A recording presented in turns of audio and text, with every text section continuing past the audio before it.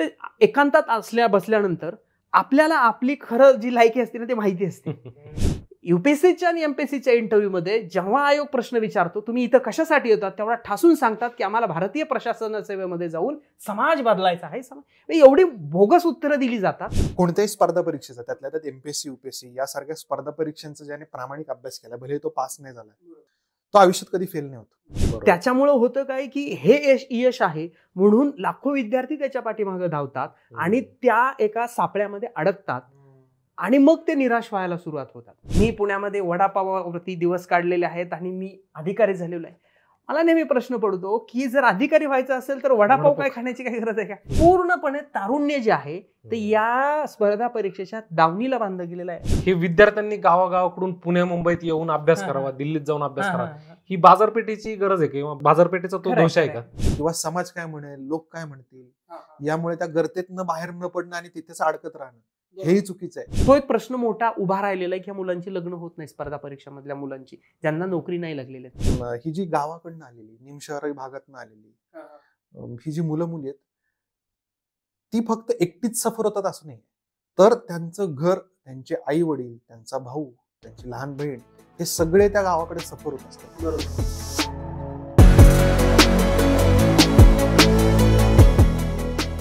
नमस्कार मित्रांनो आणि मैत्रिणींनो, रिअल किस्सा या युट्यूब चॅनलवर मी पलाश तुम्हा सगळ्यांचं पुन्हा एकदा स्वागत करतो.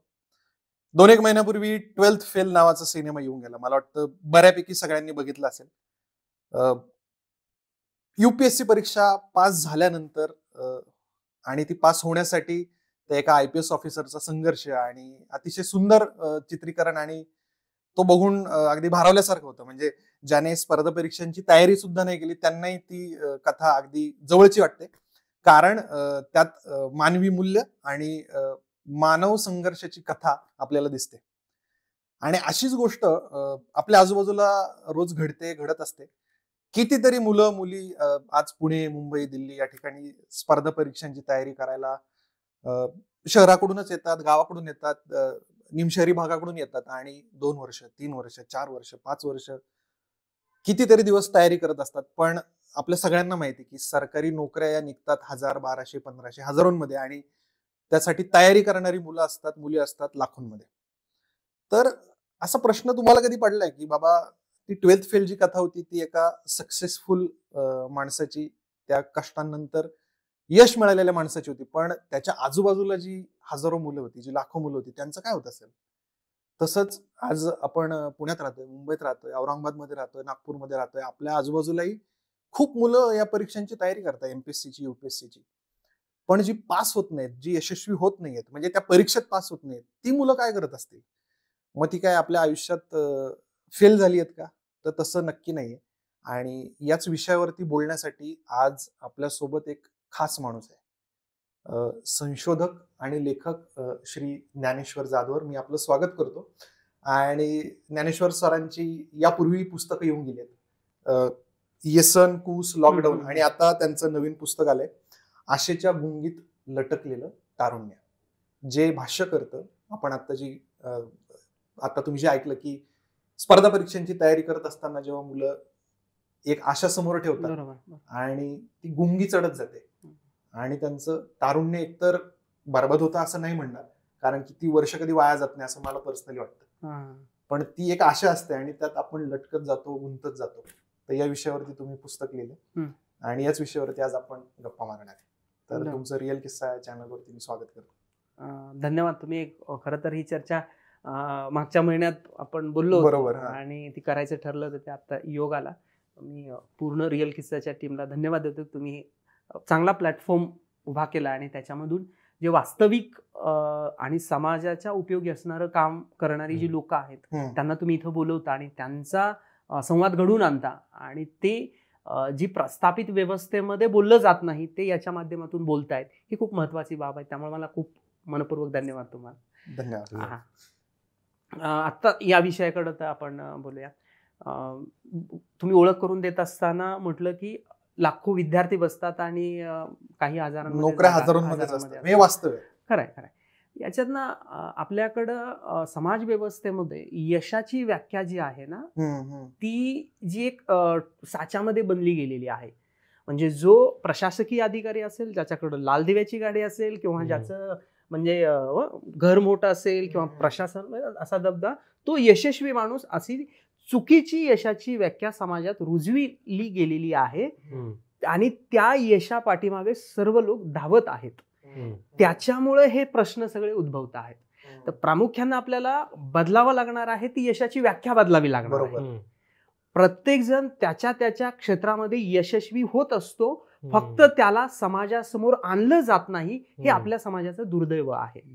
त्याच्यामुळं होतं काय की हे यश आहे म्हणून लाखो विद्यार्थी त्याच्या पाठीमागे धावतात आणि त्या एका सापळ्यामध्ये अडकतात आणि मग ते निराश व्हायला सुरुवात होतात. हे गणित आहे समाज व्यवस्थेचं आणि हे ज्या प्रस्थापित व्यवस्थेने हे करून दिलेलं आहे. त्याच्यामुळे होतं काय की इतर जे काही सर्वसामान्य माणसं आहेत किंवा विद्यार्थी आहेत त्यांना नियंत्रणात ठेवणं कदाचित सोपं जात असावं म्हणून कदाचित अशी व्यवस्था तयार केली गेली आहे की काय अगोदरपासूनच म्हणता येईल. पण ह्या परीक्षेकडे येण्याचा म्हणजे आपण थोडंसं मानसिकतेबद्दल बोलूया की मुलगा ग्रॅज्युएट होतो म्हणजे ग्रॅज्युएशन ही एक अट आहे की त्यानंतर तुम्ही स्पर्धा परीक्षा देऊ शकता. ती बँकेची असू देत, अगदी एमपीएससी असू दे, युपीएससी असू दे, कोणतीही स्पर्धा परीक्षा, ग्रॅज्युएशन ही अट आहे. त्यानंतर मला स्पर्धा परीक्षांची तयारी करायची आहे, या निर्णयासाठी मी ऑब्झर्व केलेली 4-5 कारणं मला अशी वाटतात की बाबा मला लहानपणापासून घरात सांगितलंय की तू कलेक्टर आहेस, तू हुशार आहेस, इंटरेस्टिंग आहे, तू तहसीलदार आहेस. म्हणजे मी लहानपणापासून ठरवलेलं असतं की मला व्हायचंय तर मला वर्दीतला पोलीस ऑफिसर व्हायचंय. एकतर हे कारण असतं किंवा मी शहराकडे आल्यानंतर किंवा माझ्या हातात काहीतरी पडल्यानंतर, एखादं पुस्तक वाचल्यानंतर, एखादं मोटिवेशन स्पीकरचं भाषण ऐकल्यानंतर मला कळतं की नाही यार मेरे को हे करणं आहे, मला हे हवंय आयुष्यात, मला ते 10 ते 5 जॉब नको. हे एक कारण असतं. यात चूक वाईट आपण म्हणत नाही. किंवा काहींना ठरवून यायचं असतं, काहींची कारण ही असू शकतात की नाही मला समाजासाठी काहीतरी करायचं किंवा मी ठरवून विचारपूर्वक मी निर्णय घेतलाय, हेही कारण असतं. किंवा अजून तुम्ही छान चांगले सांगू शकतात. पण अजून मला एक इंटरेस्टिंग काय वाटतं की माझं ग्रॅज्युएशन झालंय आणि मला आता कळत नाही काय करायचंय, मला वेळ मारून न्यायची, तर मी घरी सांगतो मला स्पर्धा परीक्षांची तयारी करायची. मी किती करतो काय करतो ते माझं मलाच माहिती, पण हेही कारण असतं की मला वेळ मारून न्यायची. कधी कधी मुला मुलींच्या बाबतीत असतं माझ्या आवडत्या व्यक्तीसोबत मला लग्न करायचंय, पण त्यासाठी मला 2-3 वर्ष वेळ हवाय, तर तो वेळ टाइम बाय करण्यासाठी पण मी स्पर्धा परीक्षा, अशी खूप कारण आहेत. सो तिथूनच सुरुवात होते की तुम्ही का आलाय. पण आता मी काय करायचं तुमच्या वैयक्तिक ह्याच्याशी जोडल, म्हणजे पलाश पण तयारी करत होता स्पर्धा परीक्षेची आणि इंजिनिअरिंग झाल्यानंतर काही वर्ष घालवली, म्हणजे तूही ह्या स्पर्धा परीक्षेचा भाग राहिलेला आहे. मीही 2007 ते 11च्या दरम्यान या परीक्षा दिलेल्या आहेत. त्यामुळे हे आपण त्या अनुभवामधून गेलेलो आहोत. आपली कारणं वेगवेगळी असू शकतील, परंतु या कादंबरीमध्ये म्हणजे आता याच्यामध्ये ना एक रणजित पाटील नावाचं पात्र आहे, त्याच्या वडिलाचं स्वप्न असतं. आणि मी जेव्हा सर्वे करत होतो त्यातून मला जो डेटा मिळाला त्याच्यानंतर मी कथात्मक मांडणी केलेली आहे. जे रणजित पाटील आहे त्याचे वडील जिल्हा परिषदेमध्ये क्लर्क असतात आणि त्यांनी त्यांच्या जिल्हा परिषदमध्ये असणाऱ्या कलेक्टरचा रुबाब बघितलेला असतो. त्यांची गाडी येणारी, त्यांच्या हाताखालचे जे नोकर आहेत ते सगळं. मग त्यांना म्हणजे त्यांनी मुलगा जन्माला येण्याच्या अगोदरपासून मनात ठरवून ठेवलं होतं मी क्लर्क असलो तरी काय झालं, पण माझा मुलगा मी कलेक्टरच करणार आणि लाल दिव्याच्या गाडीमधूनच फिरताना बघणार. मग कलेक्टर पाटील, म्हणजे त्यांचं मुळात आडनाव पाटील असतं त्यांचं, म्हणून जेव्हा आणि दुर्दैवानं असं होतं त्यांना पहिल्या 2 मुली होतात. मुली झाल्या मग तो मुलगा होण्यासाठी नवस करतात म्हणजे वेगवेगळ्या ठिकाणी, आणि नंतर त्यांना मुलगा काही वर्षानंतर होतो आणि मग त्याची लहानपणा जन्माला त्यांनी कलेक्टर पाटील म्हणायला सुरू केलं. गावात सगळेजण कलेक्टर म्हणायचे त्याला, त्या रणजित पाटलाला. आई पुन्हा आजोबा सगळेजण कलेक्टर आला, कलेक्टरसाठी आंघोळीचं पाणी काढा, कलेक्टर शाळेत जाण्यासाठी मग कोणी आलं की कलेक्टरला पाठवा, कलेक्टरला कपडे घाला. एवढंच काय तर तिच्या आईला गावात अरे कलेक्टरची आई आली या, मग त्यांनाही मान वाटायला लागला. म्हणजे अगोदर हे मालकीन म्हणून गावाकडे जे असतो ना प्रकार, तसा ती कलेक्टरची आई, अशा त्या भ्रमामध्ये त्याची वाढ होते. आणि मुलगा 4थी-5वीला गेल्यापासूनच जनरल नॉलेजची पुस्तकं जी एसटी स्टँडवरती किंवा इकडं तिकडं मिळाली की हे रणजित पाटलाचे वडील ते पुस्तकं घेऊन यायचे आणि त्याला म्हणायचे वाच हे आतापासून तयारी केलीस ना तू तर वयाच्या 21व्या-22व्या वर्षी कलेक्टर होशील. म्हणजे असे जे भ्रामक स्वप्न आहेत ना ती पालकांनी मुलांवरती लादली गेलेली आहेत आणि याच्यामध्ये जे काही पालक आहेत ते पहिल्या पिढीतून शिकलेले म्हणजे जिल्हा परिषदेचे शिक्षक असतील किंवा वेगवेगळ्या ठिकाणी सरकारी खात्यामध्ये काम करणारे कर्मचारी असतील, यांची खूप मोठ्या प्रमाणामध्ये स्वप्न आहेत आणि ती स्वप्न मुलांवरती लादतात, हे एक त्यातलं प्रमुख कारण आहे. आणि त्याच्यामुळे मुलगा त्याच्या व्यक्तिमत्वाचा शोध न घेता त्या स्वप्नाला बळी पडतो आणि तो त्या मार्गाने जातो, हे एक त्यातलं प्रमुख कारण. दुसरं, स्वतः मुलांना पडलेले नंतर म्हणजे ग्रॅज्युएशन जेव्हा होतं त्या टप्प्यावरती म्हणजे असा कुठल्या तरी एखाद्या मोटिवेशनल अधिकाऱ्याचं भाषण ऐकलेलं असतं की शेवटच्या सेमिस्टरला एखाद्या रविवारी जाऊन आपण हमखास गणेश कला क्रीडाला एक भाषण ऐकून कुठं, आणि ते पुण्यात तर काही कमी नाही, सगळीकडेच. आणि आता तर ऑनलाईन उपलब्ध झालेला आहे. त्याच्यामुळे तो काय करतो, विद्यार्थी जाऊन ऐकतो आणि तोही अधिकारी एकदम लाल थाटात आलेला असतो आणि समोर येऊन सांगतो की मी पुण्यामध्ये वडापावावरती दिवस काढलेले आहेत आणि मी अधिकारी झालेलो आहे. मला नेहमी प्रश्न पडतो की जर अधिकारी व्हायचं असेल तर वडापाव काय खाण्याची काही गरज आहे का? म्हणजे काही गणितच, किंवा तुम्हाला खूप आर्थिक परिस्थिती गरीब असेल, पण याचा अर्थ असा नाही की तुम्ही ते स्वप्न पाहण्यासाठी बाकीच्या गोष्टीचा त्याग केला पाहिजे, त्याचं काही गणितच नाही. म्हणजे अशी भ्रामक स्वप्न घेऊन आणि अशा चुकीच्या दिशा दाखवणाऱ्या मोटिवेशनल व्यक्तींनी, झालेल्या अधिकाऱ्यांनी कितीतरी विद्यार्थ्यांची स्वप्न वाढवली आणि नंतर ते अधिकारी झाले नाहीत आणि त्यातून मुलांचं खूप मोठ्या प्रमाणामध्ये नुकसान झालंय. ही बाह्य प्रेरणा घेऊन जी तयारी करणारी मुलं आहेत हे सपशेल अपयशी ठरलेले आहेत या स्पर्धा परीक्षेमध्ये. जर अंतर्गत काहीतरी प्रेरणा घेऊन आलेली असेल की मला करायचं आहे, माझ्या व्यक्तिमत्वाचं मी अनालिसिस केलेलं आहे आणि मला या क्षेत्रात जाऊन प्रशासकीय कामामधून समाजकार्य करायचे किंवा समाजासाठी काम करायचे, हे जे स्वप्न घेऊन ते विद्यार्थी यशस्वी होताना दिसत आहेत म्हणजे स्पर्धा परीक्षा, हे एक कारण आहे त्याच्यामधलं. दुसरं असं होतं की जेव्हा कुठलं तरी आपण म्हणजे बी असेल, BSc असेल, इंजिनिअरिंग असेल, मेडिकल असेल, इथं प्रवेश घेतला, तिथला अभ्यासक्रम पूर्ण केला आणि त्याच्यानंतर त्या अभ्यासक्रमामध्ये मन नाही लागलं, मग आपल्याला असं वाटतं की मी ऍडमिनिस्ट्रेटिव्ह म्हणजे प्रशासकीय कामामध्ये, व्यवस्थापनामध्ये जायला पाहिजे. मग हे विद्यार्थी परत तिकडे जाऊन परीक्षा करतात, मग मेडिकलची सीट वाया गेली ना. बरोबर. तू त्या विद्यार्थ्या जागेवर दुसरा कोणी आला असतं ज्याला मेडिकलमध्ये खरंच प्रॅक्टिस करायची होती, किंवा इंजिनिअरिंग मध्ये असे भरपूर विद्यार्थी आहेत. मग अशा मानसिकतेमधून विद्यार्थी इकडे वळतायत. हे वेगवेगळी त्याच्यामधली कारणं आहेत की जी मला हे काम करताना लक्षात आलेली आहेत. तुमच्या पुस्तकाचं नाव फार समर्पक वाटलं मला, आशेच्या गुंगीत लटकलेलं तारुण्य. आपण आता बोलताना बाकी दुसरं काही बोलायची गरजच नाही तशी. आशा नेमकी काय, त्याला तुम्ही गुंगी का म्हणताय आणि तारुण्याला लटकलेलं का म्हणताय, हे तारुण्य नेमकं कोणतं आणि त्याच्यावर काय दुष्परिणाम होत आहेत? नाही, खूपच इंटरेस्टिंग आहे बरं हा मुद्दा, कारण आशा ही या पदाची आहे. म्हणजे मी जेवढा सर्वे केला त्या सगळ्या विद्यार्थ्यांचं असं मत होतं की आम्हाला तिथं जाऊन अधिकारी बनायचंय आणि समाजासाठी, देशासाठी काम करायचंय. मग मला प्रश्न पडायचा, तिथं जाण्याची काय गरज आहे ना, तुम्ही दुसऱ्या फील्डमधून काम करू शकता, बरोबर, तिथंच जाण्याची काय.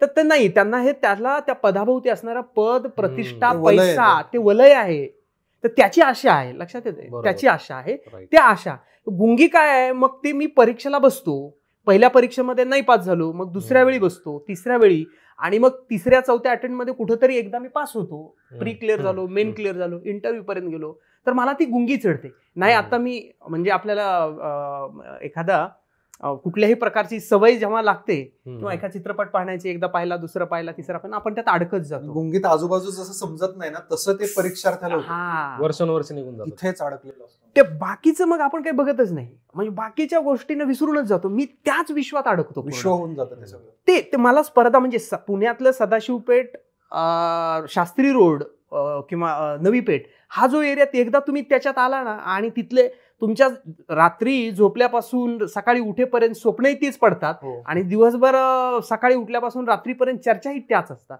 तर त्या एकदा विश्वात अडकलं ना, ती गुंगी होती त्याच्यात. पण ही गुंगी इथंच थांबत नाही. काही विद्यार्थ्यांची निवड झाल्यानंतर, प्रशासनात गेल्यानंतर तिथं काम करताना पैसे कसे, म्हणजे पगाराव्यतिरिक्त पैसे कसे कमवायचे, ही गुंगी तिकडे चढते. त्याचेही काही संदर्भ या कादंबरीमध्ये घेतलेले आहेत. कारण जी मुलं म्हणतात की मी गुंगीत देण्यापाठीमागचा शीर्षक नाव देण्यापाठीमागचं असं आहे, दुसरं कारण हे आहे की प्रशासनामध्ये गेलेले सर्वच अधिकारी हे तेवढ्या प्रामाणिकपणे, निर्मळपणे काम करताना दिसत नाहीत.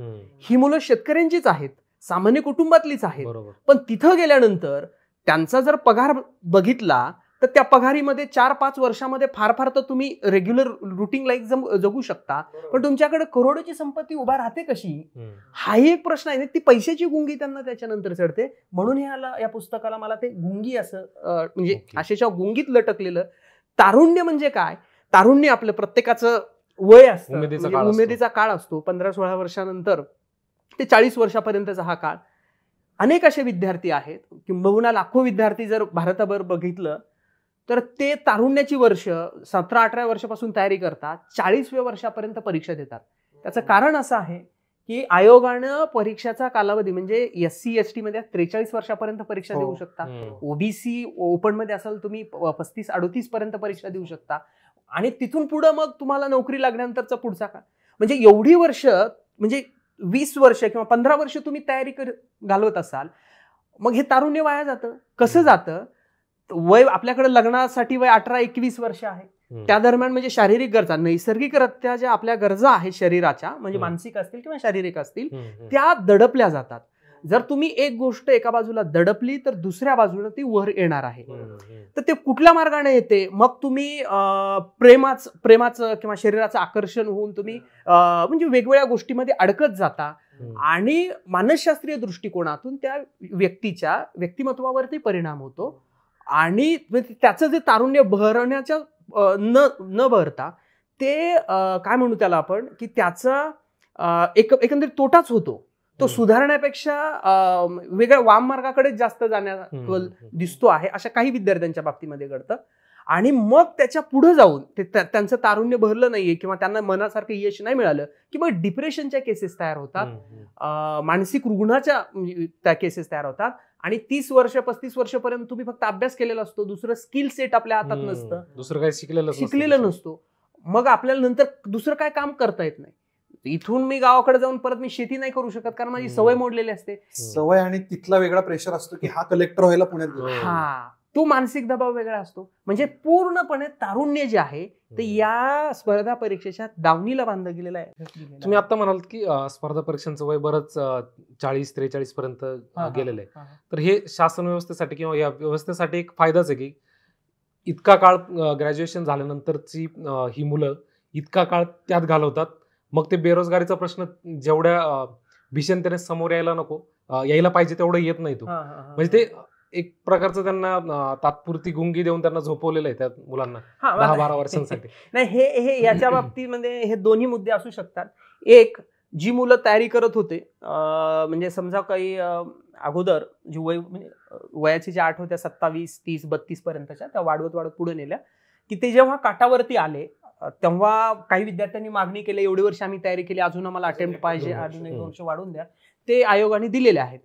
आता याच्या पाठीमागे ते खूप सबटेक्स्ट आहे, हे शासनाचं पण असू शकतं. कारण खूप म्हणजे काय म्हणतो ना, ज्या पद्धतीने लोकसंख्या आहे आणि त्या पद्धतीने रोजगार निर्मिती नाहीये, मग हा फुगवटा किंवा असणारी तरुण शक्ती आपण हे कुठं काम म्हणजे युटिलाइज नाही होणार आहे. तेच जर हे अभ्यासाच्या माध्यमातून गुंतून राहिली तर आपल्याला ना प्रश्न विचारणार आहेत किंवा नाही, ते त्यांनाच दोष देणार की आम्ही तयारी नाही झालो किंवा निवड नाही झाली, त्या तंद्रीमध्ये ते राहते. ते सबटेक्स्ट असू शकतं. परंतु याच्यात दोन्ही बाजू म्हणता येतील. आयोगानं त्यावेळेचा त्या काळाचा विचार करून वय वाढीचं जे मुद्दे आहेत ते हाताळलेले आहेत. एक कारण नाही त्याला. हा, एक कारण नाही. आणि दुसरं असं की ते विद्यार्थ्यांनी खरं तर स्वतः समजून घेतलं पाहिजे. दुसऱ्या बाजूला विद्यार्थ्यांसाठी सोयीस्कर की मला नोकरी मिळत नाहीये, मी रोजगारक्षम नाहीये, मग माझी ती वर्ष निघून जातात की मला ते प्रश्नाला थेटपणे तोंड द्यायची माझ्या ताकद नाहीये, मग मी यात माझा वेळ घालवतो, अभ्यास करतो, आणि यात मग हा प्रश्न जो मला ज्या प्रश्नात सामोरं जायचंय की मी रोजगारक्षम नाही, तो आणखी 3 वर्ष 4 वर्ष पुढे ढकलतो, तो बिकट होत जातो. बरोबर. नाही, याच्यात काय करायला पाहिजे माहितीये का, स्वतः विद्यार्थ्यांना, आता तुमचं उदाहरण किंवा मी अजून एक रिअल असे खूप विद्यार्थी यशस्वी झाले.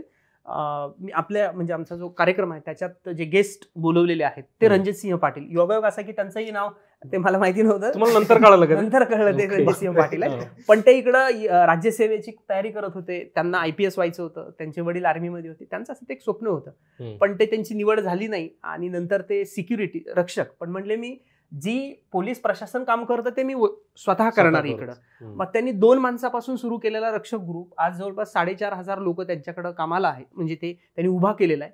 त्यांच्या त्या सिस्टम मध्ये रिटायर्ड कर्नल, रिटायर्ड ACP ही माणसं कामं करतात. हॉस्पिटलमध्ये 32 MBBS डॉक्टर त्यांच्याकडे आहेत. तर त्यांना मी विचारलं की हे नेमकं घडलं कसं की तुम्ही हे, तर ती म्हणले मी 1999च्या दरम्यान जी तयारी करत होतो त्यावेळी मी राज्यशास्त्र, इतिहास, भूगोल, मराठी या सगळ्या विषयांचा जो मुख्य परीक्षेसाठी किंवा स्पर्धा परीक्षेसाठी जे विषय त्याचा अभ्यास केला, मला ती म्हणजे त्यातलं व्यवस्थापन, त्यातलं महत्व कळलं गेलं आणि मग मी त्या अभ्यासाच्या जोरावरती ते स्किल इकडं वापरलं. बरोबर. आणि त्याचा फक्त एवढंच की इथं सरकारचे पॉलिसी नाहीये, इथं मला जे वाटतात ती मी डेव्हलप केलेली सगळी धोरणं आहेत आणि त्याच्या माध्यमातून व्यवसायही झाला आणि समाजाची सेवाही होते. त्यांचं म्हणणं होतं की जिथं जिथं मी अडचण येते तिथं तिथं नवीन काहीतरी शोधतो किंवा नवीन उद्योग. आज त्यांनी 14 वेगवेगळ्या कंपन्या सुरू केलेल्या आहेत. आणि याच्या मागे गमक काय, तर ती 4 वर्ष त्यांनी जो अभ्यास प्रामाणिकपणे म्हणजे समाजाच्या दृष्टीने जी यशाची व्याख्या आहे, बरोबर, की मी कलेक्टरची परीक्षा, मी तहसीलदाराची परीक्षा पास नाही झालो, पण मी जो 3 वर्ष 4 वर्ष जो अभ्यास केला त्याच्यामुळे मी माझ्या आयुष्यात पास. बरोबर बरोबर. हे बऱ्याच विद्यार्थ्यांना आता समजत नाही, जशी ती लटकलेत ते. बरोबर, की तुम्ही ही परीक्षा पास नाही झाले म्हणजे आयुष्य थांबत नाही किंवा तुम्ही आयुष्यात फेल होत नाही. बरोबर. म्हणजे तुम्हाला तुमच्या कोणत्या वयात कोणत्या वेळेला त्या चक्रातनं बाहेर पडायचंय, बरोबर, याचा जर सारासार विचार करता आला आणि निर्णय घेता आला तर म्हणजे मी पर्सनली बिलीव्ह करतो की कोणत्याही स्पर्धा परीक्षेचा, त्यातल्या त्यात एमपीएससी युपीएससी यासारख्या स्पर्धा परीक्षांचा ज्याने प्रामाणिक अभ्यास केला, भले तो पास नाही झाला, बरोबर, कोणी मुलगा मुलगी कोणी, तो आयुष्यात कधी फेल नाही होत. बरोबर, असं माझं वैयक्तिक मत आहे आणि माझा स्वतःचा अनुभव पण आहे की तो कधी फेल होत नाही. पण हे त्या मुलांना त्या वयात समजत नाही किंवा त्या वेळेला समजत नाही. अशी लाखो, म्हणजे आयपीएस झाली, आयएस झाली, तहसीलदार झाली, कलेक्टर झाली, हजारो उदाहरण असतील. म्हणजे लाखो मुलं अभ्यास करून हे होत नाही, पण तरी ते जीवनात यशस्वी आहेत. बरोबर, ही सुद्धा लाखो उदाहरण आहेत, पण ती समोर येत नाही. त्या फक्त एक उदाहरण होतं, पुणे विद्यापीठामध्ये स्पर्धा परीक्षा सेंटर आहे, तिथं विजय चव्हाण नावाला, मी त्यावेळी 2007, 11, 12च्या दरम्यान तयारी करत होता. निवड झाली नाही, खूप मानसिक टेन्शन आणि ह्याच्यातनं. नंतर त्यानं PhD केलं जॉग्राफीमध्ये आणि तो आता सगळ्या ह्या संशोधनाच्या माध्यमातून मला वाटतं नॉर्वे का कुठं तरी तो पोस्टडॉक करून म्हणजे जॉग्राफीमध्ये खूप मोठं संशोधनाचं काम करतो. लिखाण चांगल्या पद्धतीनं आहे, त्याचा उपयोग पॉलिसी मेकिंगसाठी होतो. म्हणजे आपण जे स्वतःला हे आहे ना की मला हे नाही मिळालं म्हणून मी निराश न होता, हे पर्यायी मार्ग खूप मार्ग आहेत.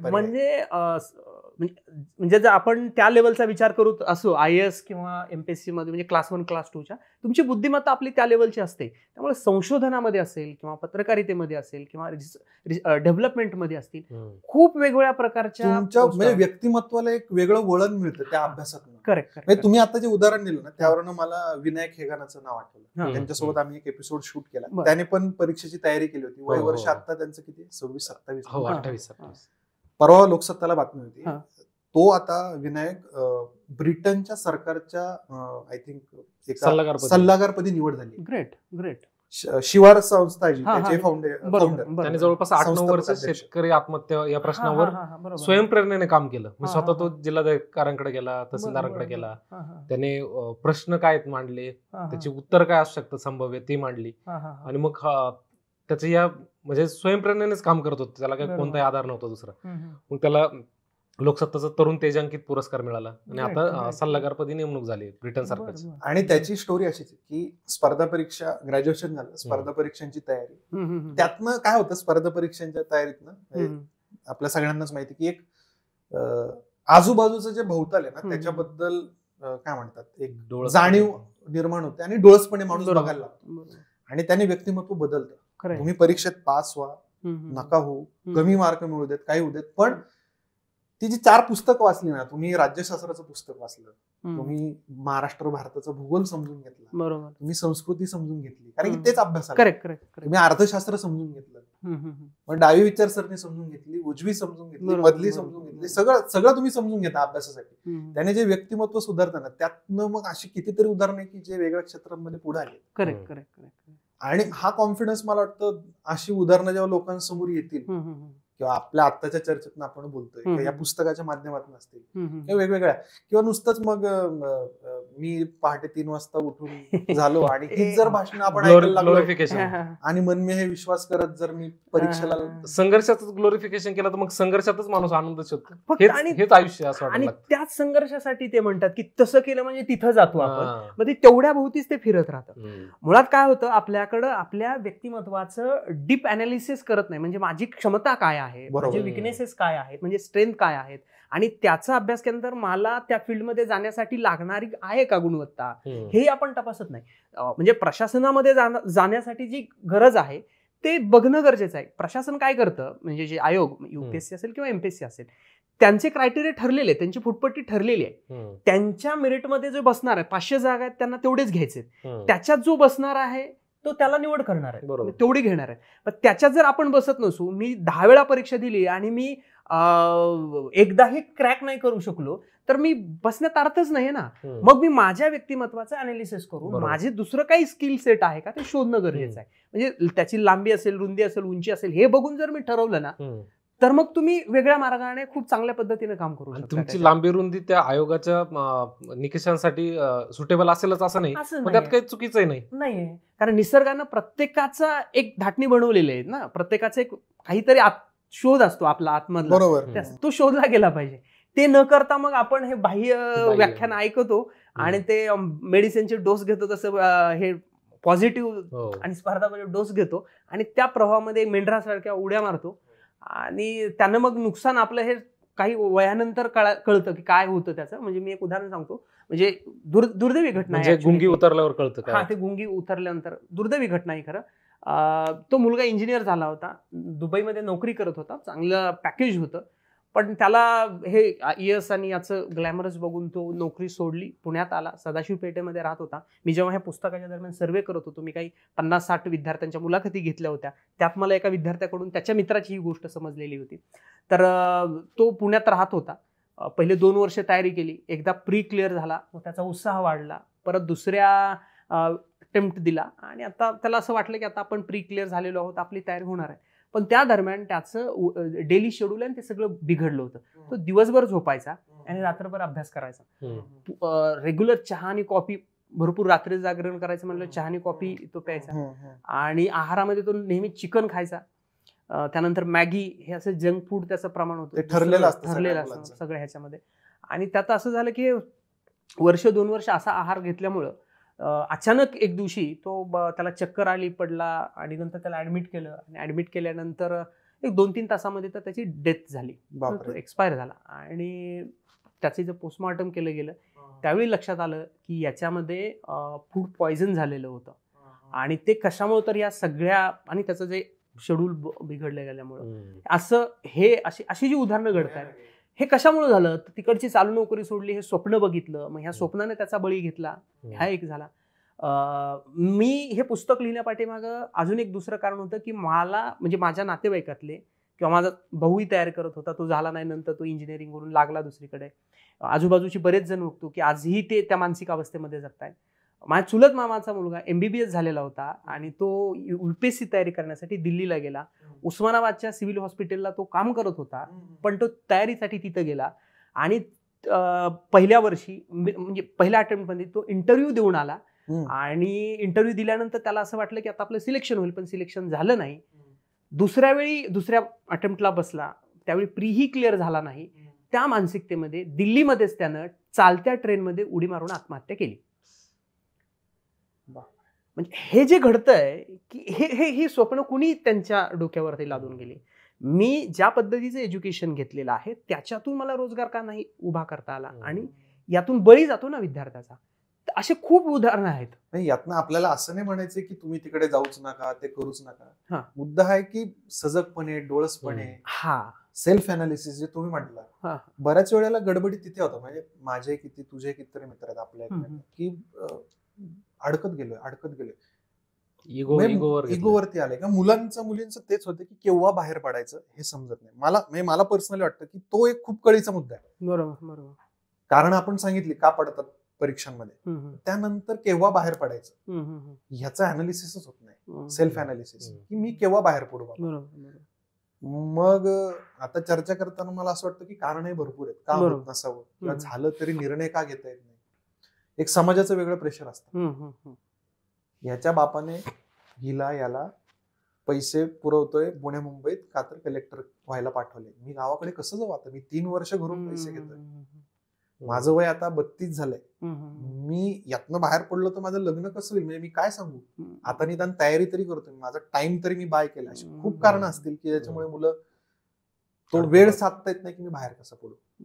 पण मला वाटतं म्हणजे आपण आता तसं पाहिलं तर मोठी नावं घेतली असं आपण म्हणण्यात की यांची कंपन्या आहेत, हे सल्लागारपदी निवड झाली, ही मोठी नाव आहेत, ही पण उदाहरणं सोडून द्या. पण अगदी आपले शेजार म्हणजे मित्रांचे मित्र मैत्रिणी कितीतरी अशी साधी उदाहरणं आहेत की जी आता आयुष्यात स्थैर्य घेऊन जगतायत.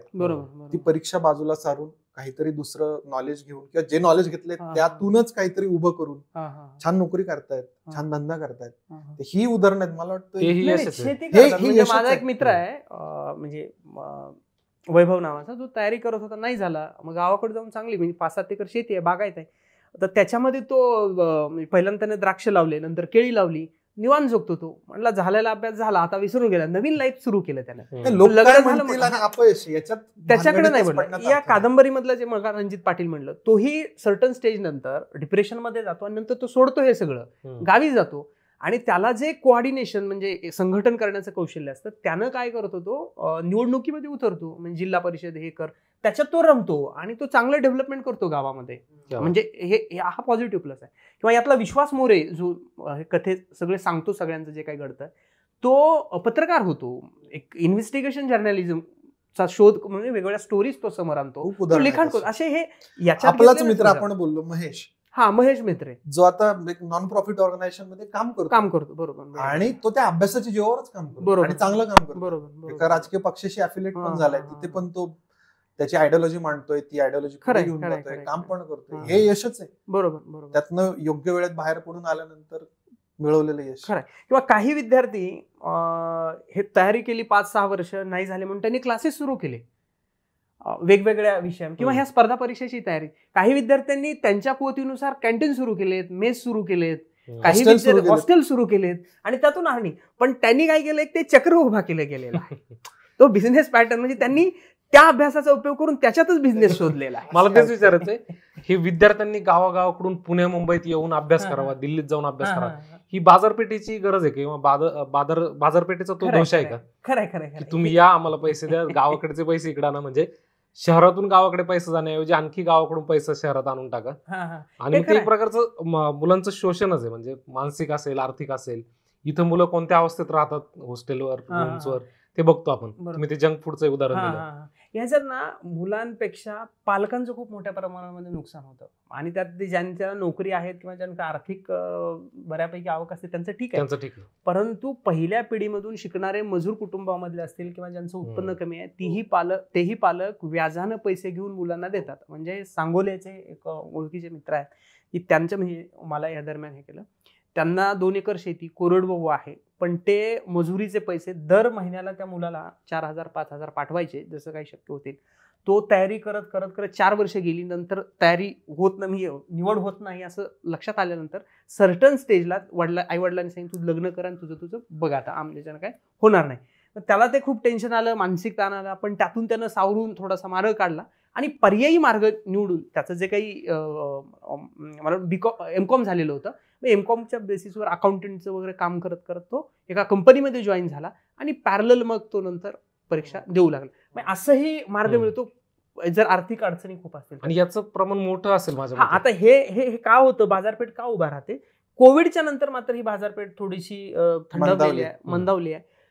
मूळतः आपल्याला अभ्यास करण्यासाठी जे हब तयार केले गेले, पुणे असतील, दिल्ली असेल, मुंबई असेल, इथं यायची तशी तर फारशी गरज नसते, परंतु त्या वयामध्ये विद्यार्थ्याला असं वाटतं की आजूबाजूला आपल्याला वातावरण असलं पाहिजे. ती वातावरण ग्रामीण भागामध्ये किंवा तालुक्याच्या ठिकाणी भेटत नव्हतं, म्हणून मुलं पूर्वी यायची, ती क्रेज होती.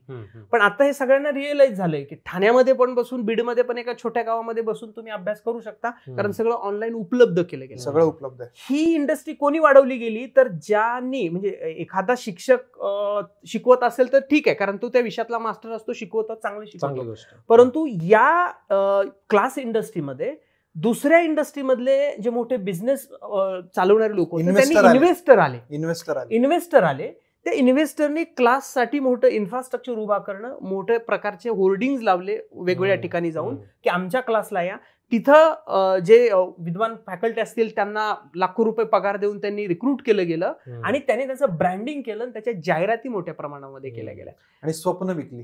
स्वप्न विकली. पण आता जे बोलतोय ना ते त्यांनी दाखवलं नाही, कारण की त्याने त्यांचा धंदा डुबणार होता, वाढणार नव्हता. बरोबर. सत्य परिस्थिती सांगितली नाही आणि स्वप्न विकत गेले. बरोबर. आणि तुम्ही म्हटलं तसं इन्व्हेस्टरही आले, गुंठा-मंत्री आले, त्यांनी त्यांची जागा दिली, बिल्डिंग बांधून दिली आणि पार्टनरशिप मध्ये धंदा सुरू झाला आणि फॅड वाढत गेला. खरे. आणि विद्यार्थी ग्राहक झाला तिथं. म्हणजे ज्ञानार्जनाच्या ऐवजी तो तिथं ग्राहक बनला. आणि ज्यावेळी कुठल्याही म्हणजे जिथं आपण कला असेल, ज्ञान असेल, याचा जेव्हा अभ्यास करतो तिथं जर त्याचा ग्राहकामध्ये रूपांतर झालं ना, त्याची गुणवत्ता पूर्णपणे ढासळून जाते, दर्जा राहत नाही. आणि मग त्यातून अशा आत्ताच्या वेगवेगळ्या केसेस आपण डिस्कस करतो, नैराश्याकडे जाणार असतील किंवा ते तयार होतं. म्हणजे मी एखाद्या चांगल्या ब्रँडचे कपडे वापरतो, म्हणजे त्यात मला जे सुख मिळतं ना, तसंच मी एखादा क्लास जॉईन केलं त्याच्यात पण मला सुख वाटायला लागतं, ती गुंगी चढते. बरोबर. पण ती टेम्पररी असते, ती तेवढ्या काला. म्हणजे तू क्लासमध्ये जर असेल ना, तिथंच ते अॅटमॉस्फिअर आहे. क्लासच्या बाहेर गेलं ना, तुझी ती एनर्जी डाऊन होते. याचा अर्थ तुझी अंतप्रेरणा नाहीये, ती बाह्य प्रेरणा आहे, म्हणजे त्या अॅटमॉस्फिअर मधली. म्हणजे जर समजा उस्मानाबाद जिल्ह्यामधल्या कळंब तालुक्यामधल्या एखाद्या छोट्याशा गावामध्ये बसून मुलगा तयारी करत असेल ना, तो स्वतःच्या प्रेरणा करतोय की मला ते करायचंय. तो इथं येऊन या वातावरणाचं सगळं बघून करत असून आणि बाहेर गेला की तो विसरत असेल ना, तर तो म्हणजे 99% म्हणजे मला सर्वेत ते सापडलेलं आहे, 99% तो यशस्वी होतच नाही. म्हणजे सर्वेचा आधार आहे. म्हणजे आपण हे पुस्तक लिहिण्यासाठी साधारणतः 50 आत्ता करंट तयारी करणारे विद्यार्थी, अधिकारी झालेले साधारणतः 15 लोक, आणि जे याच्यासाठी सबसिडरी काम करणार म्हणजे क्लासेस चालवतात किंवा मेस चालवतात, कॅन्टीन, हॉस्टेल चालवतात, असे मी 100 लोकांशी आपण बोललेलो आहोत. त्याचा मी सगळा सर्वे केला, त्याचा सगळं अनालिसिस केलं आणि तो मी एक वेगळ्या ठिकाणी रिसर्च म्हणून तो पब्लिश करणार, रिसर्चचा भाग झाला. पण त्याच्यामध्ये सापडलेल्या स्टोरीच्या आधारे हे कथात्मक स्वरूपामध्ये लिहिलेलं पुस्तक आहे. म्हणजे ही जी कादंबरी आहे, आशाच्या गुंगीत लटकलेलं तारुण्य, हे मिळालेल्या डेटाच्या आधारे लिहिलेलं हे आहे. याला माझी काही वैयक्तिक ऑब्झर्वेशन्स पण आहेत, कारण मी त्याचा भाग राहिलेलो. प्लस मी साधारणतः 6 वर्ष स्पर्धा परीक्षेला इंग्रजी शिकवलेलं आहे, त्याच्यामुळं जवळून ते सगळं बघितलेलं आहे. आतून बाहेरून जवळून सगळं बघितलं. त्याच्यामुळं. आणि काय असतं की आपण जेव्हा हे सगळ्या स्वतः अनुभवतो त्यावेळी त्याला एक स्वतःच्या निरीक्षणाची एक प्रचंड महत्वाची म्हणजे काय म्हणतो ना, एक जोड असते. आणि प्लस तुम्ही सर्वे करता, त्यातून डेटा येतो त्याचा. मला हा विषय अजून एक वेगळ्या अँगलने पण बघावासा वाटतो, तो म्हणजे सामाजिक अँगल. आपण आता बोलतोच की एवढी जर नैराश्य आलेली, त्या गुंगीत अडकलेली तरुण आहे, जर एका राज्यात, आपल्या महाराष्ट्र सारख्या राज्यात जर 5, 6, 7, 8 लाखाने जर असेल, तर त्याचे सामाजिक दुष्परिणाम हे कधीतरी दिसणारच आहेत. बरोबर. त्याचसोबत आहे ना, ही जी गावाकडनं आलेली, निमशहरी भागातनं आलेली ही जी मुलं मुली आहेत, ती फक्त एकटीच सफर होतात असं नाही, तर त्यांचं घर, त्यांचे आई वडील, त्यांचा भाऊ, त्यांची लहान बहीण, हे सगळे त्या गावाकडे सफर होत असतात. बरोबर. सफर मी यासाठी म्हणतोय कारण त्यांना आहे ना 2 वर्षानंतर असं वाटायला लागतं, शेजारचे पाजारचे विचारतात, झालं का पोरग पास, झाली का ताई पास, झाली का ताई कलेक्टर. त्यानंतर ते, मी अशी उदाहरणं बघितलीत की आई वडील बाहेर जायचं टाळतात, लग्न समारंभांना, पाहुणे मंडळींकडे जाणं टाळतात. सो हा फक्त मानसिक प्रश्न त्या मुला मुलीचा नाहीये जो परीक्षा देतोय, तो मानसिक प्रश्न त्या कुटुंबाचा होऊन बसतोय एका पॉइंटला. पूर्ण कुटुंब नैराश्याच्या गर्तेत जातं. आणि अशी लाखो कुटुंब आहेत आपल्या महाराष्ट्रात, भारत देशात, की जी या गोष्टीला फेस करतायत. आणि याच्याकडं मला नाही वाटत तसा एक प्रश्न म्हणून एक सरकार किंवा असं कोणी बघेल, कारण की बरेच प्रश्न आहेत आपल्याकडे. पण या निमित्तानं आपण चर्चा करतो. मला वाटतं की याच्यात ना हे सामाजिक प्रश्न तयार झालेले आहेत. एक तर वय वाढल्यामुळे त्या विद्यार्थ्याचे प्रश्न म्हणजे लग्नाचे असतील किंवा याचे असतील, दुसरं कुटुंबाचेही प्रश्न तयार होतात. म्हणजे याच्यात जे मग मी उल्लेख केला, वेगवेगळी पात्र आहेत. म्हणजे रणजित पाटील असेल, विश्वास मोरे असेल, कामिनी केळकर असेल, असे वेगवेगळी पात्र आहेत. त्यातले विश्वास मोरे ज्यावेळी घरी जातो, घरी गेल्यानंतर त्याचे आई वडील म्हणतात, आता आम्हाला तुझ्या लग्नासाठी स्थळ बघायचं आहे. तर तो गावात फिरण्यासाठी, म्हणजे घरातून बाहेर जाण्यासाठी तयारी, निवड झालेली नाहीये, तर तो घाबरतो, डोक्यावरती टॉवेल पांघरतो आणि जातो. कारण लोक विचारतात की काय रे तयारी झाली नाही का, ओळखीचे असतात ना सगळं. मग ते मानसिक ताण येतो, टेन्शन येतं, जसं तुम्ही म्हणला तसं. आणि त्या ह्याच्यातून तो त्या गर्तेत अडकतो आणि अशा एका सर्टन स्टेजला त्याला असं वाटतं की आता आत्महत्या करावी आपण. म्हणजे आत्महत्या, कारण आई वडीलचा प्रश्न वेगळे आहेत, आपण तर रोजगार नाही मिळवलेला, मग त्याला असं वाटतं की आपण आत्महत्या करावी. त्या स्टेजपर्यंत त्याचे ते विचार येतात डोक्यात. म्हणजे माणूस आत्महत्याकडे का जातो किंवा कल का वाढत जातो? जर आपण जे काही ठरवून घेतलेलं असतं की इथंपर्यंत जायचं, ते नाही मिळालं की मग माणसाची मानसिकता खचत जाते आणि आपण त्या नैराश्याकडे हळूहळू जातो, ती स्थिती तयार होते. पण त्याचा परिणाम संपूर्ण कुटुंबावरती होतो. आत्मविश्वास त्या एकट्याचा जात नाही तर सर्व कुटुंबाचा जातो. आणि मग त्यांना समाजात स्थान राहत नाही. तुमचा मुलगा निवड झाली नाही, हे झालं नाही, शेजारी, सगळ्यात तो दबाव येतो. आणि त्या मानसिकतेतून, म्हणजे कोणच आपल्याला विचारत नाही किंवा कोणच आपल्याला कन्सिडर करत नाही, त्यातून तो मुलगा तिथपर्यंत जातो, त्या स्टेजपर्यंत जातो. आणि मग त्या अवस्थेमधून ती स्थिती झाल्यानंतर मग त्याला, मग काही लोकांचं असं होतं, म्हणजे यातल्या पात्राचं असं होतं की तो म्हणतो नाही, ह्याला वेगवेगळी कारणं आहेत, त्यातून तो थोडा बाहेर येतो. नंतर तो स्वतःला संपवण्याच्या ऐवजी दुसऱ्याचा खून करणं, म्हणजे हे कुणामुळे झालं माझं, तर हे शासन व्यवस्थेमुळे झालं, शासनातल्या असलेल्या मंत्र्यांच्या धोरणांमुळे झालं. मग यातलं पात्र की एका शासन व्यवस्थेमध्ये काम करणाऱ्या मंत्र्याच्या खुनापर्यंत जातो. बापरे. म्हणजे उद्विग्नता का तयार होते की आयदर मी मला स्वतःला संपवणार किंवा जर नाही तर मी दुसऱ्या, ज्याच्यामुळे झालं या व्यवस्थेमुळे, तिथल्याला संपवणार. दोन्ही हे विकृतीच आहेत, टोकाच्याच भूमिका आहेत. मग ही मानसिक अवस्था तयार होते. म्हणजे हा मोठा सामाजिक प्रश्न आहे. म्हणजे मुलं फक्त अभ्यास करून फक्त कुटुंबावरच परिणाम होत नाही, तर एकंदरीत समाजावरती होतो. आणि मग बोलत असताना तो कुटुंबाच्या बाबतीतलं म्हटलं ना, मग आर्थिक अडचणी तर प्रचंडच आहेत. मग लग्न होत नाही, म्हणजे नातेवाईक विचारतात लग्न कधी करणार, मुलगी कोणी देत नाहीत. आज जर तुम्ही पूर्ण महाराष्ट्रामधल्या ग्रामीण, त्यातही पश्चिम महाराष्ट्र, मराठवाडा आणि विदर्भ हा जर टप्पा बघितला तर 25 ते 40 वयोगटामधली कितीतरी मुलं सापडतील त्यांची लग्नच होत नाहीत आणि मुली मिळत नाहीत. कारण मुलीची लग्न साधारणतः 18 ते 25 मध्ये होतात. ज्या तयारी करतात मुली त्या एखाद्या वेळेस राहत असतील, परंतु जनरल सर्रास. आणि लग्न झालं नाही म्हणून आज 35, 37, 38 वर्षाची मुलं आहेत. मग म्हणजे तो एक प्रश्न मोठा उभा राहिलेला आहे की ह्या मुलांची लग्न होत नाही, स्पर्धा परीक्षामधल्या मुलांची, ज्यांना नोकरी नाही लागलेली आहे. दुसऱ्या बाजूला ज्यांची निवड झालेली आहे ना, ते लाखो रुपये हुंडा घेतात. म्हणजे मला एक तो प्रश्न पडतो, म्हणजे हुंड्याची समस्या, म्हणजे तसं माणूस बनवतं ते चुकीची आहे, घेतला नाही पाहिजे. परंतु हुंडा म्हणजे पद ज्यावेळेस तुमच्याकडे मिळतं, म्हणजे एखाद्याची कलेक्टर म्हणून, PSI, डेप्युटी कलेक्टर निवड झालेली असते, तो मुलगा कोटीमध्ये हुंडा घेतो, म्हणजे तुझ्या अभ्यासाचा काय उपयोग? म्हणजे हा सामाजिक प्रश्न दुसराच तयार आहे. ज्यांनी तो प्रश्न सोडवायला पाहिजे तेच त्याला चालना देतात. तेच त्याला चालना देतात. अशा वेगवेगळ्या पातळीवरती सामाजिक प्रश्न उभा राहिलेले आहेत. पद मिळालं तरी प्रश्न निर्माण झालेले आहेत आणि ज्यांना नाही मिळाले त्यांचेही प्रश्न उभा राहिलेले आहेत आणि त्याचा परिणाम एकंदरीत कुटुंबावरती होताना दिसतो आहे. मला वाटतं ह्याच्यावरती जशी मोटिवेशनल स्पीकर येतात आणि भाषण देतात, चर्चा करतात, क्लासवाले मोठे मोठे चर्चासत्र घडवतात, मी म्हणतो ही पण बाजू बाहेर आली पाहिजे. बरोबर. ही पण बाजू शासनातर्फे बाहेर आली पाहिजे, त्या क्लासेस तर्फे बाहेर आले पाहिजे. जे सक्सेसफुल झालेत त्या अर्थाने सक्सेसफुल, त्यांनी सुद्धा ही बाजू बाहेर आणली पाहिजे. आणि या अँगलने बाहेर आणली पाहिजे की बाबा तुम्ही पास नाही झाला म्हणजे आयुष्यात पास नाही झाला, हा डेड एंड नाहीये. बरोबर. किंवा समाज काय म्हणेल, लोक काय म्हणतील, यामुळे त्या गर्तेतनं बाहेर न पडणं आणि तिथेच अडकत राहणं हे चुकीचं आहे. बरोबर. हे जर पोहोचलं मुलांपर्यंत, आणि खूप उदाहरण आहेत, आपण जे बोललो तशी खूप उदाहरण आहेत, मला वाटतं त्यातनं मुलं बाहेर येतील. आणि मी गमतीत बऱ्याच मित्रांमध्ये आम्ही जेव्हा असतो ना, तर म्हणत असतो की मला असं प्रामाणिकपणे वाटतं की तुम्ही काही शिका, बरोबर, BA करा, BCom करा, इंजिनिअरिंग करा, मेडिकल करा, काही करा, पण स्पर्धा परीक्षेचा जो मेन्सचा अभ्यास आहे ना, तो 1 वर्ष करा, मन लावून करा. ती 4 पुस्तकं 5 पुस्तकं आहे ना, 1-1.5 वर्ष मन लावून वाचा, तुम्ही आयुष्यात काहीच्या काही होऊ शकता. बरोबर. तो अभ्यास कधीच वाया जात नाही. म्हणजे असं मला वाटतं की असं व्हायला पाहिजे, तुम्ही आयुष्यात ती 4 पुस्तकं वाचली पाहिजे. बरोबर. नाही, जे अभ्यास करतात त्यांनी म्हणजे राज्यशास्त्र किंवा इतिहास, साहित्य ना, जर मुळापासून वाचलं, म्हणजे कुठलेही, आता मराठी साहित्यामध्ये नेमाड्यांसारखे जर तुम्ही लेखक वाचले किंवा महेश एलकुंचवार वाचले, विजय तेंडुलकर वाचले, इंग्रजीमध्ये शेक्सपियर असेल, T.S. इलियट असेल, किंवा हिस्ट्रीमधलेही खूप सारे असे, किंवा सॉक्रेटिस असेल, म्हणजे जर तत्वज्ञान बघत असाल तर आपल्याकडचेही, म्हणजे चार्वाकपासून ते तिकडं सॉक्रेटिसपर्यंत, अरिस्टॉटल असेल, प्लेटो असेल, हे वाचलं पाहिजे, समजलं पाहिजे, त्याचे काय सिद्धांत आहेत हे जर म्हटलं ना तर ते खूप उपयोगी पडेल.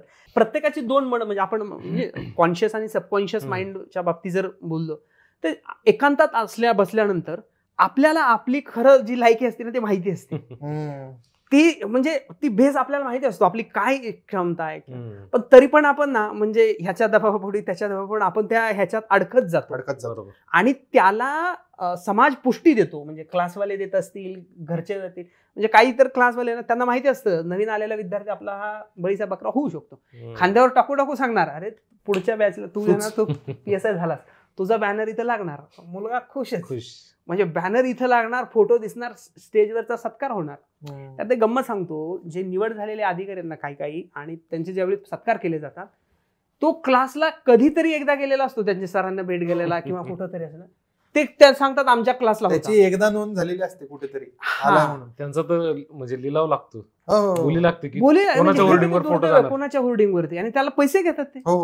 बरं, आता त्यात वाईट काही नाही, तुमचं निवड झाली ना, तुमचं कौतुक होणं, त्याच्यात वाईट काय, गैर काहीच नाही. पण त्याचा वापर मार्केटिंगसाठी करणं हे किती दुर्दैवाचं आहे. म्हणजे तुमच्या निवडीपासूनच तुम्ही बिझनेसचा, म्हणजे तुम्ही आर्थिक गणित बांधायला सुरू करता. म्हणजे जे पैसे तुम्ही तयारी करण्यासाठी घालवले ते मग पैसे त्यातून कसे कमवणार. याचा अर्थ तुम्ही प्रशासकीय शासनाच्या सगळ्या व्यवस्थेचा गैरवापर करण्यासाठी तिथे चाललाय. तुम्ही थोडीच समाज सुधारण्यासाठी चाललाय. पण UPSCच्या आणि MPSCच्या इंटरव्ह्यूमध्ये जेव्हा आयोग प्रश्न विचारतो, तुम्ही इथं कशासाठी येतात, तेवढा ठासून सांगतात की आम्हाला भारतीय प्रशासन सेवेमध्ये जाऊन समाज बदलायचा आहे. एवढी बोगस उत्तरं दिली जातात आणि आयोग निवड कर, म्हणजे ती कॅन्डिडेट क्षमता असते, पण नंतर हे सगळेच विद्यार्थी. दुर्दैव अजून याचा असा आहे, सर्व जे काय अधिकारी आहेत, काही प्रामाणिक असतील, करतात काम प्रामाणिकपणे, खूप चांगले अधिकारी पण आहेत, असं नाही की सर्वच खराब आहे, परंतु अनेक अधिकारी असे आहेत की जे तिथं गेल्यानंतर म्हणजे खूप कष्टाने उभा राहिलेले असतात निवड झाल्यानंतर, पण ते नंतर भ्रष्टाचार करतात. म्हणजे त्यांच्याकडं शेतकऱ्याचाच मुलगा असतो तो अधिकारी झालेला, पण शेतकऱ्याचा उद्या सातबारा किंवा त्यांच्या कुठलेही महसुलामधले काम असतील ना, त्याच्यासाठी हप्ते घेतले जातात. म्हणजे हे जे गोष्ट आहे, आणि ही त्यांच्यापर्यंत हे सगळ्या गोष्टी होतात. आता आपण थेट बोलतो आहेत किंवा विचारतो आहोत प्रश्न, हे अभ्यास करत असताना त्या विद्यार्थ्याला माहिती आहे का, नाहीये, पण हे नंतर त्यात का अडकतो. अगोदर तर आम्ही नीतिमत्तेच्या गप्पा मारतो, नैतिकतेच्या सगळ्या गोष्टी बोलतो की मला ते हे सगळं बदलायचंय किंवा ते तिची उर्मी असते, पण पुढच्या 10 वर्षानंतर थकून जाते ना. जी रुळलेली व्यवस्था आहे, मग परत ते पॉलिटिशियनला नावं ठेवणार किंवा याला ठेवणार, ही व्यवस्था अशी आहे.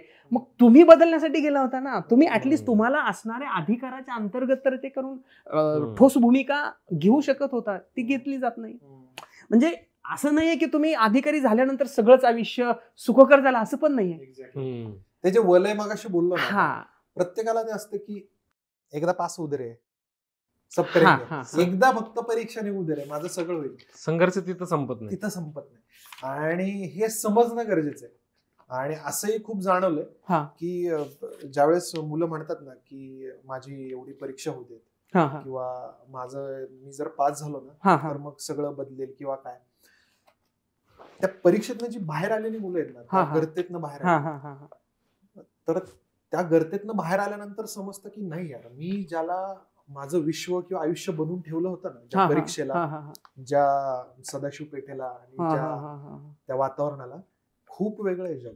बरोबर, जगात खूप गोष्टी आहेत करण्यासारख्या, जगात खूप आहे वाचण्यासारखं, बघण्यासारखं, फिरण्यासारखं, आणि त्याला मुकलेलो असतो आपण. पण हरकत नाही मुकलेला असण्याला, पण इतके वाहत जातात की बाहेर आलेल्यांना कळतं की अरे मला वाटायचं हेच आयुष्य आहे. द हिंदू वाचणं सकाळी म्हणजेच आयुष्य आहे, लोकसत्ता वाचणं म्हणजेच आयुष्य आहे, संध्याकाळी मित्रांबरोबर चहावरती राजकारणाच्या कॉन्स्टिट्यूशनच्या गप्पा मारणं हेच आयुष्य, बाकीच्यांना मी वेळ समजायचो, असं नाही. बरोबर. एकंदरीतच म्हणजे आपल्याला आजच्या चर्चेमधून एवढंच हे आहे की याची वास्तविकता किंवा वेगवेगळ्या बाजू समजावून घेतल्या गेल्या पाहिजे. उद्या मी प्रशासनामध्ये तिथं गेल्यानंतर मी काम करू शकेन का नाही हेही आज घेतलं पाहिजे. नाहीतर नोकरी लागली, पैसे मिळाले, परत 2 वर्षानंतर सोडून असं पण होऊ शकतं काही जणांचं. विकास दिव्यकीर्ती म्हणून जे हे करतात, हे शिकवतात, त्यांची निवड झाली होती, ते काही वर्ष काम करत त्यांना लक्षात आलं की आपला हा पिंड नाही किंवा इंटरेस्ट ते सोडलं आणि ते आज जे काम करतात ते खूप उत्तम आहे. असं पण होऊ शकतं म्हणजे हो. वेगवेगळ्या खूप पातळीवर. पॉसिबिलिटीज आहेत. आणि ही तरुणांची जी शक्ती आहे किंवा 10 वर्षे एका विद्यार्थ्याचे वाया जाणं म्हणजे हे जर काउंट केलं तर हे पूर्ण समाजाची, त्या राज्याची, त्या देशाची ही एक शक्ती, क्रयशक्ती नुकसानच आहे. याला दिशा देणं हे खरं तर शासनाच्या ज्या धोरणं असतात त्या वेळेची ती महत्वाची असणं गरजेचं आहे. 90च्या वेळी जर म्हणजे कोणी खाजगीकरण आलं, खाजगी इन्स्टिट्यूट आले, कॉलेजेस उभा राहिले, इंजिनिअरिंग असेल, फार्मसी असेल, मेडिकल असेल किंवा कुठलेही आहेत ना, त्याच्यामध्ये जे शिक्षण गुणवत्तापूर्ण जर दिलं असतं आणि त्यांचं मुलांचं कौशल्य त्याच चांगल्या पद्धतीने डेव्हलप झालं असतं. काही प्रमाणात झालं काही इन्स्टिट्यूटमध्ये, पण सर्व ठिकाणी झालं नाही. म्हणून विद्यार्थी पर्यायी मार्गाकडे म्हणजे प्रशासकीय सेवेत जा किंवा ह्या एमपीएससी युपीएससी कडे वळले गेले. पण ज्यांना जे खरंच चांगल्या पद्धतीचे आयटी इंजिनियर झाले ते देश सोडून बाहेरही गेले किंवा दुसरीकडे जाऊ शकतात. तर तिथं शासनानं ना गुणवत्ता जोपासण्यासाठी प्रयत्न करणं गरजेचं होतं किंवा दर्जेदार शिक्षणासाठी ते झालं नाही. त्यामुळे त्या धोरणाचा परिणामही विद्यार्थ्यांना होतोय. कारण विद्यार्थी किंवा कुटुंब पालक यांना एवढं पुढचं फ्युचर आपण तेवढं बघत नाही. प्रभाव कुठल्या दिशेने लोंढा कुठं चालते तसं जात असतात. तर ती धोरणं बनवण्याचं काम हे शासकीय पातळीवरती होणं गरजेचं असतं.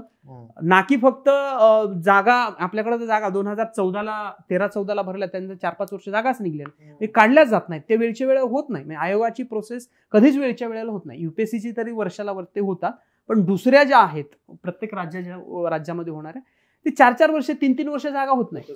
एक ऍड निघली तर ती पूर्ण रिक्रूटची प्रोसेस व्हायला 2-3 वर्ष जातात, 4 वर्ष जातात. म्हणजे मुलगा जर 32व्या वर्षी परीक्षा पास झाला, 35व्या वर्षी सर्व्हिसमध्ये जातो. म्हणजे 3 वर्ष तो काय करणार. म्हणजे असे खूप सारे वेगवेगळ्या गोष्टी या नोकरीच्या बाबतीमध्ये आहेत. त्याच्यामुळे क्रयशक्ती आणि सगळा एकंदरीत मुद्दा जो आहे तो जर आपल्याला खरंच काय म्हणतो ना संशोधन पातळीवर याच्यावर बघून आणि मग धोरणात्मक निर्णयासाठी काय करायचं असेल तर याचा सखोल अभ्यास होणं गरजेचं आहे. या फुगवाटा तयार झालेल्या इंडस्ट्रीचा याच्यामध्ये. आणि आजच्या चर्चेतनं आपल्याला हेच साधायचं होतं की इट्स नेव्हर टू लेट. तुम्हाला उशीर झालेला नाही. म्हणजे मला सगळ्या जे कोणी तयारी करत असतील विद्यार्थी त्यांना हेच सांगायचंय की या चर्चेतनं किंवा आम्ही जे आता गप्पाच मारल्यात त्यात तुम्ही इतकंच घ्या किंवा आम्हालाही याच गोष्टी बाहेर पोहोचवायच्यात की परीक्षेत यश म्हणजे आयुष्यात यश असं नक्की नाही. आणि तुम्ही जरी 2 वर्ष अभ्यास केला असेल, 3 वर्ष केला असेल, 4 वर्ष केला असेल, 10 वर्ष केला असेल, पण त्यानंतरही तुम्ही काहीतरी चांगलं करू शकता. कारण की तो अभ्यासच तुम्हाला खूप काही देऊन गेलेला आहे. बरोबर. त्यामुळे लोक काय म्हणतील, समाज काय म्हणेल किंवा आता मी काय करू, आणि त्या गुंगीत तुमचं तारुण्य असं लटकवून ठेवू नका. योग्य वेळेत बाहेर पडा आणि आयुष्य सुंदर आहे आणि ते चांगल्या प्रकारे. आणि ते म्हणजे काय म्हणतो ना तो काळ प्रत्येक विद्यार्थ्याने म्हणजे काय म्हणतात याचा अभ्यास करणं सुरुवातीच्या टप्प्यामध्ये ग्रॅज्युएशनच्या पिरियडमध्ये सगळे विषय अभ्यास न करणं गरजेचं आहे. यायचं असेल ना तर अगोदर त्याचा अंदाज घ्या. म्हणजे आपल्याला कुठली गोष्ट साध्य करायची असेल ना तर ती काय आहे हे समजून घेतलं पाहिजे. ही स्पर्धा परीक्षा एमपीएससी काय आहे, त्याचं स्वरूप काय हे बघून त्याच्यात उडी टाकली पाहिजे. ते बघितलं गेलं म्हणजे अंदाज म्हणजे किंवा आपण म्हणतो ना आंधळी कोशिंबर खेळण्यासारखा खेळ खेळण्यात उपयोग नाहीये. या चर्चेतनं जे काय बाहेर आलं आणि अजून जे कोणी बघतात त्यांना अजून जास्त जाणून घ्यायचं असेल या विषयासंदर्भात तर हे पुस्तक तुम्ही नक्की वाचा आणि याची लिंक आम्ही डिस्क्रिप्शन मध्ये दिली आहे. तर ते पुस्तक विकत घ्या, वाचा. आणि हा व्हिडिओ जर आवडला असेल तर रिअल किस्साला लाईक करा, शेअर करा आणि सबस्क्राईब करायला विसरू नका.